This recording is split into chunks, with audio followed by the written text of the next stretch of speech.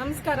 ನಿನ್ನೆಯಿಂದ ಟಿವಿ ಮಾಧ್ಯಮದಲ್ಲಿ ಪ್ರಸಾರ ಆಗ್ತಾ ಇದೆ ಮುನಿರತ್ನ ಅನ್ನುವ ನಾಯಿ.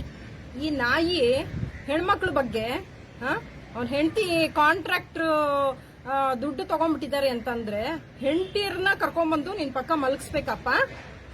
ಯಾರು ಹೆಣ್ಮಕ್ಳಿಗೇನು ಮರ್ಯಾದಿನೇ ಇಲ್ವಾ? ಯಾಕೆ ಈ ತರ ಶಾಸಕರಾಗಿ 10 ವರ್ಷದಿಂದ ನೀವು ಸತತವಾಗಿ ರಾಜರಾಜೇಶ್ವರಿ ನಗರ ಕ್ಷೇತ್ರದಲ್ಲಿ ಗೆಲ್ತಾ ಬರ್ತಾ ಇದ್ದೀರಾ? ನಿಮ್ಗೆ ಹೆಣ್ಣಿಗೆ ಹೇಗ್ ಮರ್ಯಾದೆ ಕೊಡ್ಬೇಕು ಅನ್ನೋದು ಹೇಳ್ಕೊಡ್ಬೇಕಾ? ನಿಮ್ಗೆ ನಾಚಿಕೆ ಆಗಲ್ವಾ? ದಲಿತರ ಹೊಲೆಯರು ಮಾದಿಗರು ಅಂತ ಮಾತಾಡ್ತಿರಲ್ಲ, ನಿಮ್ಗೆ ನಾಲ್ಗೆ ನಿಮ್ಗೆ ಬಿದ್ದೋಗುತ್ತೆ. ಖಂಡಿತವಾಗಿಯೂ ಒಬ್ಬ ಶಾಸಕನಾಗಿ ಇಂಥ ಪದ ಪ್ರಯೋಗ ಮಾಡ್ತಾ ಇದ್ದೀರಾ. ಬಿಜೆಪಿ ಸರ್ಕಾರದವರು ನಿಜವಾಗ್ಲೂ ಇವ್ರನ್ನ ಬಿಜೆಪಿಯಿಂದ ಧಿಕ್ಕಾರ ಮಾಡಬೇಕು. ಇಂಥವ್ರನ್ನ ಉಳಿಸ್ಕೋಬಾರ್ದು. ಯಾಕೆ ಅಂದ್ರೆ ಈ ಪಕ್ಷದಲ್ಲಿ ಯಾರೇ ಒಂದು ತಪ್ಪು ಮಾಡಿದ್ರು ಕೂಡ ಅದನ್ನ ಪರಿಶೀಲನೆ ಮಾಡಿ ಅದು ಸರಿನಾ ತಪ್ಪಾ ಅಂತ ಹೇಳಿ ನೀವೇ ನಿರ್ಧಾರ ಮಾಡಬೇಕು. ಬಿಜೆಪಿಯಲ್ಲಿ ಸಂಬಂಧಪಟ್ಟಿರೋ ಯಾರೇ ಇರ್ಬೋದು, ಅಶೋಕ್ ಅವರು ವಿಚಾರ ಮಾಡಿ ಏನ್ ಮಾತಾಡಿದ್ದಾರೆ ಅಂತ ಇವಾಗ 2 FIR ಆಗ್ತಾ ಇದೆ.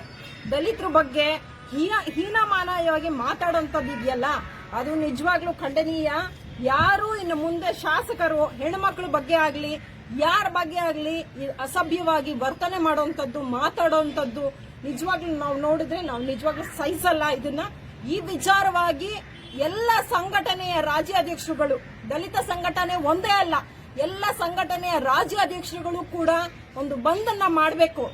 ಇದನ್ನ ಪ್ರಶ್ನೆ ಮಾಡಬೇಕು. ಇದನ್ನ ಹೀಗೆ ಬಿಟ್ರೆ ಒಬ್ಬ ಶಾಸಕ ಮಾತಾಡ್ತಾನೆ ಅಂತ ಇನ್ನೊಬ್ಬ ಶಾಸಕ ಮಾತಾಡ್ತಾನೆ.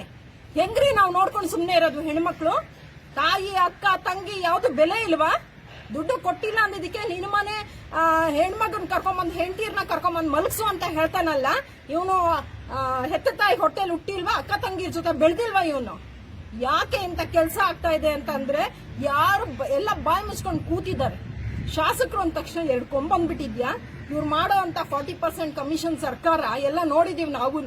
ಮತ್ತೆ ಎಲ್ಲಿ ಗೆಲ್ಲಬೇಕು ಅಂತ ಅಂದಾಗ ಅವ್ರು ಏನೇನು ಕುತಂತ್ರ ಮಾಡಿ ಗೆದ್ದಿದ್ದಾರೆ RR ನಗರದಲ್ಲಿ ಪ್ರತಿಯೊಬ್ಬರಿಗೂ ಗೊತ್ತಿದೆ. ದೃಶ್ಯ ಮಾಧ್ಯಮದವರು ಇದನ್ನ ಮುಚ್ಚಿಟ್ಟು ಬರೀ ದರ್ಶನ್ ವಿಚಾರ ಇರ್ಬೋದು, ಬೇರೆ ವಿಚಾರಗಳನ್ನ ತೋರಿಸ್ತಾ ಇದ್ದಾರೆ. ಇವರಿಗೆ ಸರಿಯಾದ ಬುದ್ಧಿ ಕಲಿಸ್ಬೇಕು, ಪಾಠ ಕಲಿಸ್ಬೇಕು ಅಂತ ಅಂದ್ರೆ ಎಲ್ಲ ಹೆಣ್ಮಕ್ಳುಗಳು ಕೂಡ ಒಟ್ಟಿಗೆ ಸೇರ್ಬೇಕು. ಹೆಂಡತಿ, ಅಮ್ಮಂದಿರು, ತಂಗಿದಿರನ್ನೆಲ್ಲ ತಗೊಂಡ್ ಬಂದ್ ಮಾತಾಡೋದಲ್ಲ, ಆಯ್ತಾ? ನಿಮ್ಮನೆ ಹೆಣ್ಮಕ್ಳನ್ನ ಇನ್ನೊಬ್ರು ಮನೆ ಕಳಿಸಿ ನೋಡೋಣ.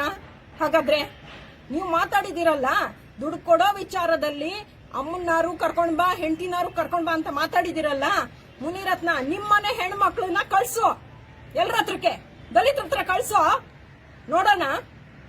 ನೀನ್ ಮಕ್ಕಕ್ಕಷ್ಟು ಬೆಂಕಿ ಹಾಕ.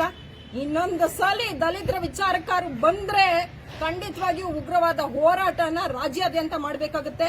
ಎಲ್ಲ ಆಂಧ್ರದಿಂದ ಬಂದು ನಿನ್ಗೆ ಎಷ್ಟು ಸೊಕ್ಕು ಅಡಗಿದೆ. ನಿನಗೆ ಕೂಲಿಗೆ ಬಂದಂತವನು ಕನ್ನಡದ ಹೆಣ್ಮಕ್ಳು, ಗೌಡ್ರು ಹೆಣ್ಮಕ್ಳು ಬೇಕಾ ನಿನಗೆ? ಒಲೆಯರು ಮಾದಿಗರು ಅಂತ ಡಿವೈಡ್ ಮಾಡಿ ನೀನು ಮಾತಾಡ್ತೀಯಾ? ನೋಡು, ಇದೇ ಕೊನೆ ಸಲ. ನಿನ್ನ ಬುದ್ಧಿ ತಿಳ್ಕೊಳ್ಳಿಲ್ಲ ಅಂತಂದ್ರೆ ಸರಿಯಾದ ಪಾಠನ ಕಲಿಸ್ಬೇಕಾಗುತ್ತೆ. ನಮಸ್ಕಾರ ಎಲ್ಲ ಸ್ನೇಹಿತರಿಗೂ. ಏನು ಮುನಿರತ್ನ ಅವರು ಹೆಣ್ಣಿನ ಬಗ್ಗೆ, ದಲಿತರ ಬಗ್ಗೆ ಕೀಳಾಗಿ ಮಾತಾಡಿದರೆ ಇದನ್ನ ಪ್ರಶ್ನೆ ಮಾಡಬೇಕು. ಇದಕ್ಕೆ ಅವ್ರಿಗೆ ಸರಿಯಾದ ಉತ್ತರನ ಕೊಡಬೇಕು ಅಂತ ಹೇಳಿ ತಮ್ಮಲ್ಲೆಲ್ಲರಲ್ಲೂ ನಾನು ಪ್ರಾರ್ಥಿಸ್ಕೊತೀನಿ. ನಮಸ್ತೆ. ಅಭಯಶೀಲ, ಅಭಯ ಸಮಾಜ ಸೇವಾ ಸಂಸ್ಥೆಯ ಮಹಿಳಾ ರಾಜ್ಯಾಧ್ಯಕ್ಷೆ. ನಮಸ್ಕಾರ.